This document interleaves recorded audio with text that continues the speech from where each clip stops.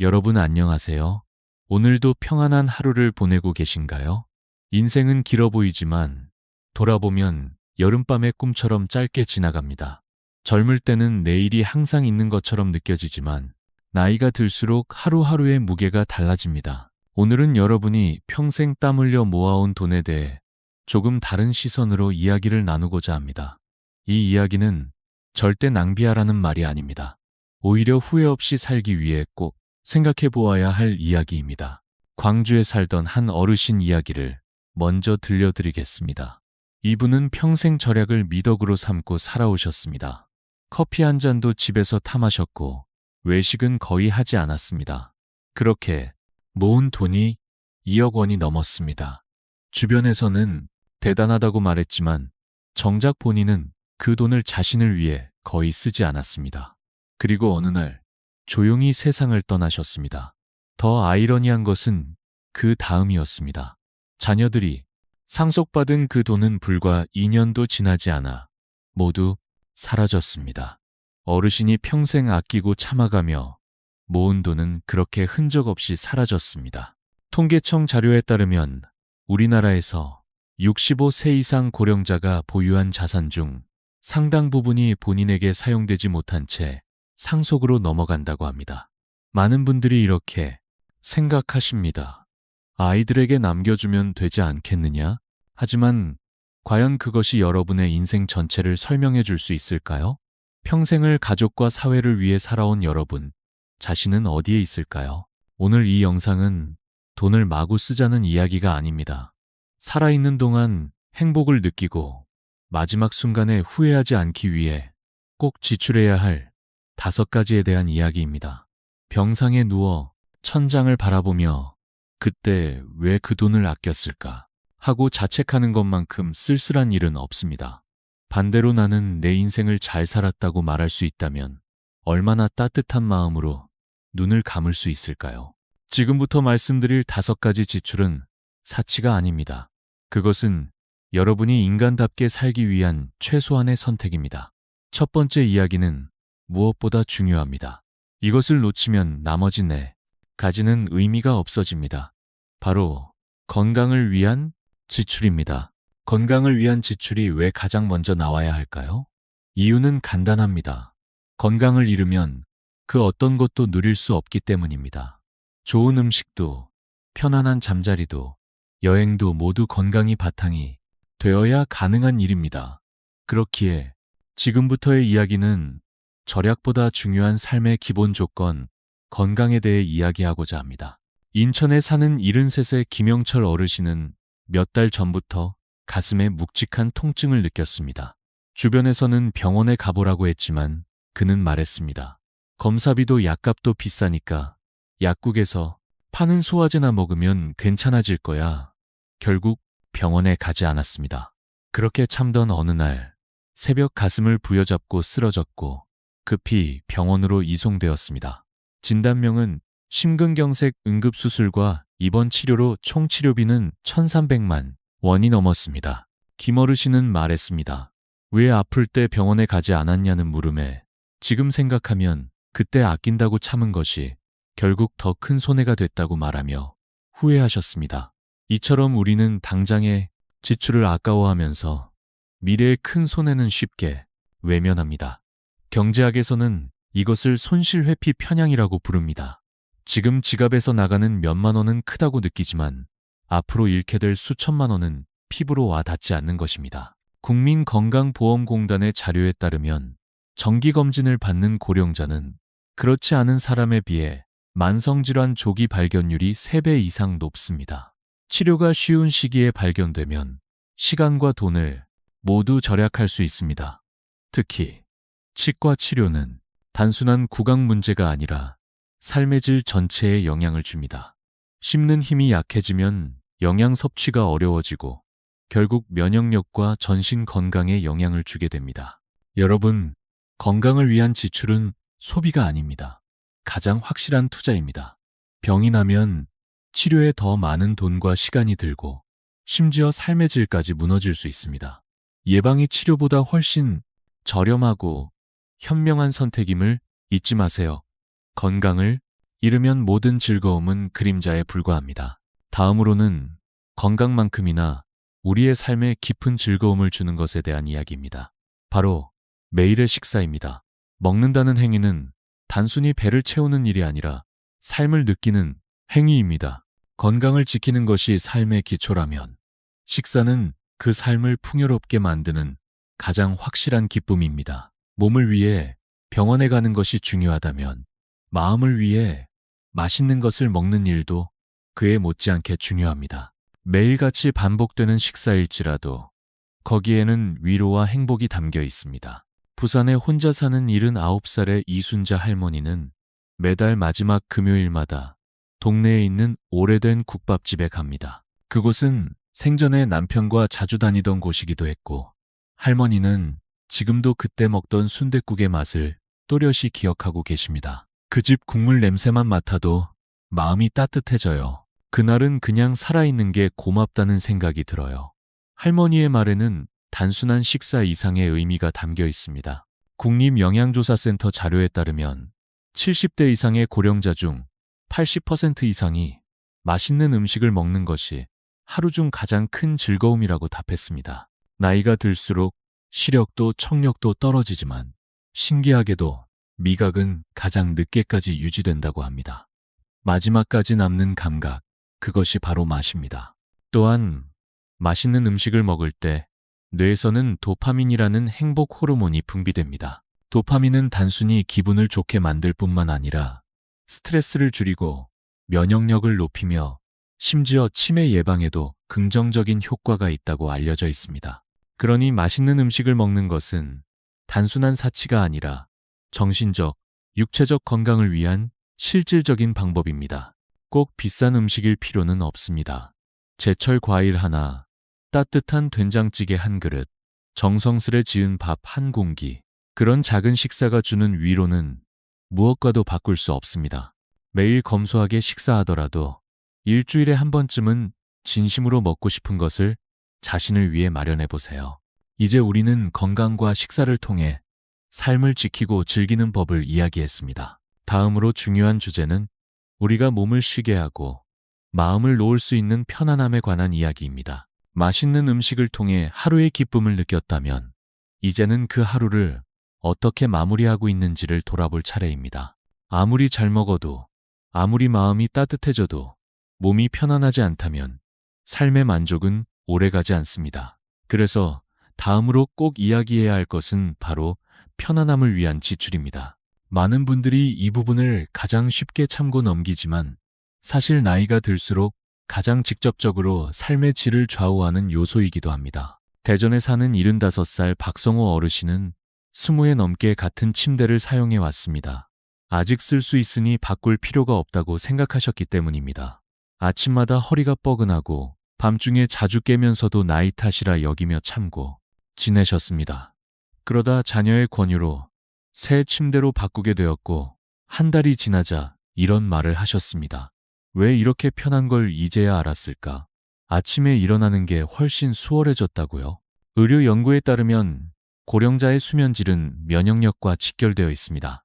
잠을 제대로 자지 못하면 피로가 쌓이고 통증에 민감해지며 결국 활동량이 줄어듭니다. 활동이 줄어들면 근력이 약해지고 다시 넘어질 위험이 커지는 악순환이 반복됩니다. 침대와 베개는 단순한 가구가 아니라 몸을 회복시키는 도구입니다. 하루의 3분의 1을 보내는 공간에 투자하지 않는 것은 스스로를 혹사시키는 것과 다르지 않습니다. 편안함은 잠자리에서만 끝나지 않습니다. 겨울철 난방을 아끼다가 새벽에 화장실을 가다 갑작스러운 추위에 어지럼증을 느끼는 분들이 적지 않습니다. 여름에도 마찬가지입니다. 전기요금이 아깝다고 에어컨을 켜지 않다가 탈진으로 병원에 실려가는 사례는 해마다 반복됩니다. 몇천 원을 아끼려다 건강 전체를 위협하는 셈입니다. 신발도 중요합니다. 발이 불편하면 걷는 것이 두려워지고 걷지 않게 되면 세상과의 거리도 멀어집니다. 발에 잘 맞고 쿠션이 좋은 신발은 단순한 소비가 아니라 다시 밖으로 나설 수 있게 해주는 열쇠입니다. 안경과 보청기도 마찬가지입니다. 잘 보이고 잘 들려야 사람들과 대화하고 세상과 연결될 수 있습니다. 우리는 오랫동안 불편함을 참고 사는 것을 미덕으로 배워왔습니다. 하지만 이제는 생각을 바꿔야 합니다. 편안하게 사는 것은 사치가 아니라 그동안 성실하게 살아온 자신에게 주는 당연한 권리입니다. 이렇게 몸이 편안해질 때 우리는 비로소 밖으로 나가고 사람을 만나고 새로운 기억을 만들 수 있는 힘을 얻게 됩니다. 이제 그 이야기를 이어가 보겠습니다. 몸이 편안해지고 생활에 여유가 생기면 자연스럽게 누군가와 이야기를 나누고 싶은 마음이 생깁니다. 하지만 나이가 들수록 사람과의 연결이 점점 줄어들고 어느새 고립감이 깊어지는 경우가 많습니다. 그래서 다음으로 꼭 지출해야 할 부분은 바로 사람과 연결되기 위한 비용, 다시 말해 소통을 위한 지출입니다. 서울 은평구에 사는 76세의 김미정 할머니는 몇 년 전까지 일반 핸드폰만 사용하셨습니다. 스마트폰은 비싸고 어렵다는 생각 때문이었습니다. 그러다 딸이 새 휴대폰을 선물하면서 영상통화와 카카오톡을 사용하는 법을 알려드렸습니다. 처음엔 두려움이 있었지만 이제는 하루에도 몇 번씩 손주들과 통화하며 웃음이 끊이지 않는 날을 보내고 계십니다.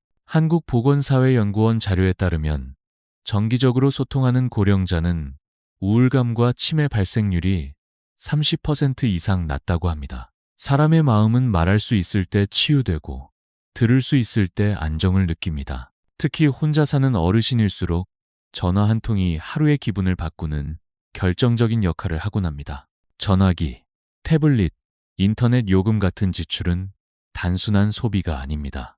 그것은 세상과 연결되고 자신을 사회의 일부로 유지하기 위한 비용입니다. 또한 요즘은 지역 복지관이나 문화센터에서도 스마트폰 교육을 무료로 제공하고 있어 기술에 대한 두려움을 조금씩 줄여나갈 수 있는 기회도 많습니다. 한 번쯤은 용기를 내어 스마트폰을 열고 손주에게 메시지를 보내보세요. 그 한 줄이 다시 삶의 흐름을 바꾸고 외로움을 밀어낼 수 있습니다. 집안에만 머무르던 마음이 다시 바깥으로 향하게 됩니다. 이처럼 건강, 식사, 편안함에 이어 사람과의 연결까지 채워졌다면 이제 마지막으로 우리가 절대 아끼지 말아야 할 지출이 남았습니다. 그것은 바로 경험과 추억을 위한 지출입니다. 지금 이 순간을 지나 내일을 더 풍요롭게 만드는 투자입니다. 사람과의 연결이 우리의 마음을 따뜻하게 한다면 경험과 추억은 그 마음을 오랫동안 지켜주는 힘이 됩니다. 나이 들수록 몸은 점점 느려지고 활동의 폭도 줄어들지만 마음속에 남는 기억만큼은 오히려 더 선명해지고 소중해집니다. 그래서 다음으로 결코 아껴서는 안 될 지출은 바로 경험과 추억을 만드는 데 쓰는 돈입니다. 경기도 고양시에 사는 최경자 할머니, 올해 75살입니다. 남편이 세상을 떠난 뒤 우울함에 시달리던 할머니는 어느 날 생각을 바꾸셨습니다. 지금 안 하면 언제 하겠나 하는 마음으로 매달 작은 목표 하나씩을 세우기 시작했습니다. 이달엔 단풍 구경, 다음 달엔 시립극장 연극 관람, 그 다음 달엔 따님과 전통시장에서 맛집 투어. 이처럼 거창하지 않아도 좋습니다. 중요한 것은 일상을 벗어나는 경험 그 자체입니다. 새로운 공간, 새로운 공기, 새로운 표정들을 마주할 때 우리의 뇌는 활기를 되찾고 마음은 설렘을 느낍니다. 연세대학교 심리학과 연구에 따르면 작은 여행이나 문화체험은 스트레스를 감소시키고 인지 기능을 유지하는 데 큰 도움이 된다고 합니다. 그리고 이 경험들이 시간이 지날수록 추억이라는 형태로 마음속에 오래 남습니다. 30년 전 산 물건은 기억나지 않아도 30년 전 가족과 갔던 여행은 아직도 또렷이 떠오르죠. 그것이 바로 돈으로는 살 수 없는 가치, 바로 경험입니다. 사진 한 장, 짧은 영상 하나, 일기장에 남긴 몇 줄의 기록이 훗날 큰 위로가 되어 돌아옵니다. 여러분, 여행이 멀고 부담스럽다면 동네 가까운 공원이라도 걸어보세요. 음악회가 비싸다면 구청 문화센터의 무료 강연부터 시작해도 좋습니다. 중요한 건 하고 싶었던 것을 지금 하는 겁니다. 이제 다음으로 나아갈 시간입니다. 지금까지 우리는 몸과 마음을 위한 지출을 하나하나 짚어왔습니다. 그렇다면 이제 이 모든 것을 가능하게 만드는 생각의 전환, 즉 돈에 대한 관점을 바꿔야 할 때입니다. 지금까지 건강, 식사, 편안함, 사람과의 연결, 그리고 추억을 위한 지출까지 살펴보았습니다. 모두 삶을 온전히 살아가기 위한 필수적인 요소들이었습니다. 그런데 이 모든 것을 실천에 옮기기 위해 반드시 필요한 것이 있습니다. 그것은 바로 돈에 대한 관점을 바꾸는 일, 다시 말해 자신을 위한 지출에 대한 생각을 다시 정리하는 것입니다. 많은 어르신들이 흔히 이렇게 말씀하십니다. 나는 이 정도면 충분해. 더 바랄 것도 없어. 이 말 속에는 겸손함이 담겨 있는 것 같지만 자세히 들여다보면 때로는 자신을 외면하는 습관, 즉 셀프 네글렉트가 숨어 있기도 합니다. 서울 강북구에 사는 김윤식 어르신, 올해 76입니다. 평생 성실히 일하며 자녀들을 키워냈고 본인은 항상 뒤로 물러섰습니다. 새 옷 한 벌, 편한 신발 하나도 아깝다며 사지 않으셨습니다. 하지만 최근 건강이 악화되면서 그는 이런 말씀을 하셨습니다. 그렇게 아끼고 모은 게 결국 나한테는 아무 의미도 없더라.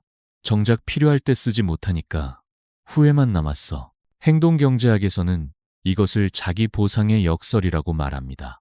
사람은 타인을 위해서는 기꺼이 지출하지만 막상 자신을 위해서는 인색해지는 경향이 있다는 것입니다.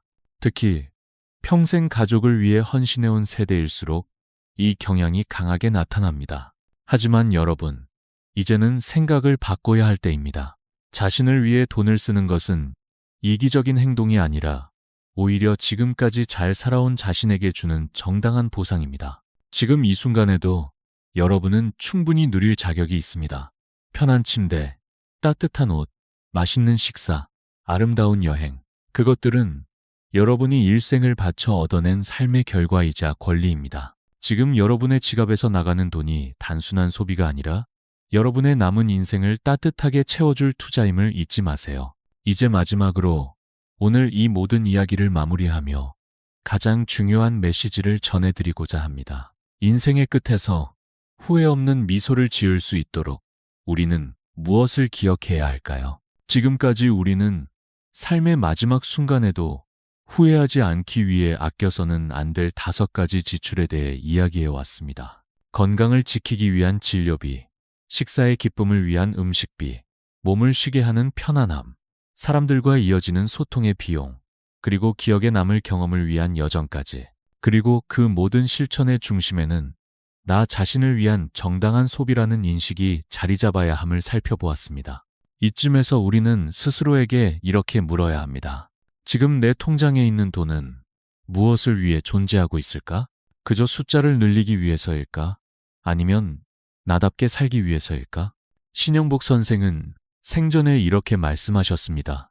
죽음은 끝이 아니라 기억으로 남는 것이다. 우리가 이 세상을 떠난 후에 남는 것은 숫자가 적힌 통장이 아니라 우리가 남긴 따뜻한 기억, 나눴던 말들, 함께 웃었던 시간들입니다. 여러분, 돌아보면 삶은 순간순간의 기억으로 채워집니다. 병원에서 가족 사진을 바라보며 흐뭇하게 웃는 어르신은 있어도 통장 잔액을 보며 미소 짓는 사람은 없습니다. 인생의 마지막 날, 마음속에 남아있는 것이 더 많이 아낄 걸, 이 아니라 정말 잘 살았구나 라는 생각이기를 진심으로 바랍니다. 지금까지 모아온 돈, 그것은 여러분이 살아온 증거이자 남은 시간에 가장 필요한 연료입니다. 그 돈으로 더 건강하게, 더 따뜻하게, 더 행복하게 살아가세요. 그리고 무엇보다 중요한 것은 지금 이 순간을 살며 스스로를 아끼고 존중하는 것입니다. 끝으로 제가 여러분께 꼭 드리고 싶은 말이 있습니다. 여러분은 이미 충분히 열심히 살아오셨습니다. 이제는 그 삶을 스스로 축하하고 스스로를 위해 살아갈 시간입니다. 남은 인생이 더 단단하고 따뜻하기를 바라며 여러분의 하루하루가 빛나기를 진심으로 응원합니다.